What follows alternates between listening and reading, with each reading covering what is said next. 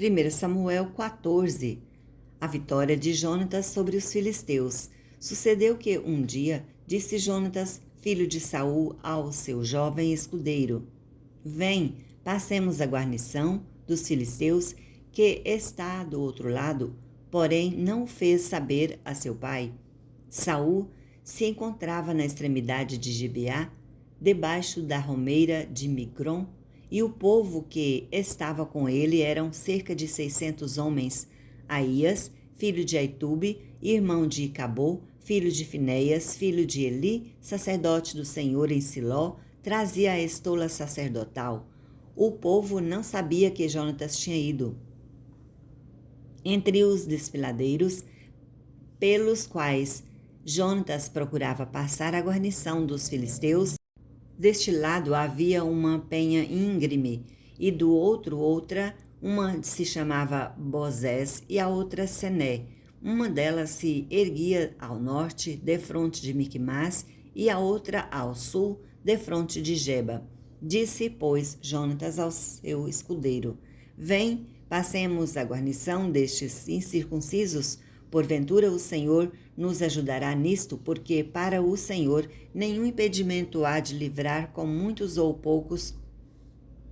Então o seu escudeiro lhe disse: Faze-o tudo segundo inclinar o teu coração, e eis que aqui contigo a tua disposição será a minha. Disse, pois, Jonatas: Eis que passaremos aqueles homens e nos daremos a conhecer a eles. Se nos disserem assim: Parai até aqui que cheguemos a vós outros, então ficaremos onde estamos e não subiremos a eles. Porém, se disserem: Sube a nós, então subiremos, pois o Senhor nos entregou nas mãos. Isto nos servirá de sinal. Dando-se, pois, ambos a conhecer a guarnição dos filisteus, disseram estes: Eis que já os hebreus estão saindo dos buracos em que se tinham escondido. Os homens da guarnição responderam a Jonatas e ao seu escudeiro e disseram: Sube a nós, e nós vos daremos uma lição.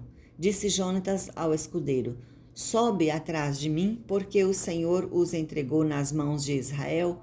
Então trepou Jonatas de gatinhas, e o seu escudeiro atrás, e os filisteus caíram diante de Jonatas, e o seu escudeiro os matava atrás dele. Sucedeu esta primeira derrota, em que Jonatas e o seu escudeiro mataram perto de 20 homens em cerca de meia geira da terra. Houve grande espanto no arraial, no campo e em todo o povo também. A mesma guarnição e os saqueadores tremeram, e até a terra se estremeceu, e tudo passou a ser um terror de Deus. Olharam as sentinelas de Saul em Gibeá de Benjamim, e eis que a multidão se dissolvia, correndo uns para cá, outros para lá. Então disse Saul ao povo que estava com ele: Ora, contai e vede quem é que saiu dentre nós. Contaram, e eis que nem Jonatas nem o seu escudeiro estavam ali. Saul disse a Aías: Traze aqui a arca de Deus, porque naquele dia ele estava com os filhos de Israel. Enquanto Saul falava ao sacerdote, o alvoroço que havia no arraial dos filisteus crescia mais e mais, pelo que disse Saul ao sacerdote: Desiste de trazer a arca. Então Saul e todo o povo que estava com ele se ajuntaram e vieram à peleja, e a espada de um era contra o outro, e houve muito grande tumulto. Também com os filisteus dantes havia hebreus que subiram com eles ao arraial, e também estes se ajuntaram com os israelitas que estavam com Saul a Jonatas. Ouvindo, pois, todos os homens de Israel que se esconderam pela região montanhosa de Efraim, que os filisteus fugiram, eles também os perseguiram de perto na peleja. Assim livrou o Senhor a Israel naquele dia, e a batalha passou além de Bet-Aven. O voto de Saul. Estavam os homens de Israel angustiados naquele dia, porquanto Saul conjurava o povo, dizendo: Maldito o homem que comer pão antes do anoitecer, para que me vingue de meus inimigos. Pelo que todo o povo se absteve de provar pão. Todo o povo chegou a um bosque onde havia mel no chão. Chegando o povo do bosque, eis que corria mel, porém ninguém chegou a mão à boca, porque o povo temia a conjuração. Jonatas, porém, não tinha ouvido quando seu pai conjurava o povo, e estendeu a ponta da vara que tinha na mão e o molhou no favo de mel e, levando a boca, tornaram a brilhar e a seus olhos. Então respondeu o seu povo: Teu pai conjurou solenemente o povo e disse: Maldito o homem que hoje comer pão. Estava exausto o povo. Então disse Jonatas: Meu pai turbou a terra. Ora, vede como brilho os meus olhos por ter eu provado um pouco deste mel. Quanto mais se o povo hoje tivesse comido livremente do que encontrou no despojo de seus inimigos, porém desta vez não se foi tão grande a derrota dos filisteus. Feriram, porém, aquele dia os filisteus desde Miquimás até Aijalon. O povo se achava exausto em extremo e, lançando-se ao despojo, tomaram ovelhas, bois e bezerros e os mataram no chão e os comeram com sangue. Disto informaram a Saul, dizendo: Eis que o povo peca contra o Senhor, comendo com sangue. Disse ele: Procedeste aleivosamente, rolai para aqui hoje com grande pedra. Disse mais Saul: Espalhai-vos entre o povo e dizei-lhe: Cada um me traga o seu boi, a sua ovelha, e matai-os aqui e comei, e não pequeis contra o Senhor comendo com sangue. Então todo o povo trouxe de noite cada um o seu boi, que já lançara mão, e os mataram ali. Edificou Saul um altar ao Senhor. Este foi o primeiro altar que ele edificou. Jonatas, salvo pelo povo, disse mais Saul: Desçamos esta noite no encalço dos filisteus e despojemo-nos-los até ao arraiar do dia, e não deixemos de resto um homem sequer deles. E disseram: Faze tudo o que bem lhe parecer. Disse, porém, o sacerdote: Cheguemo-nos aqui a Deus.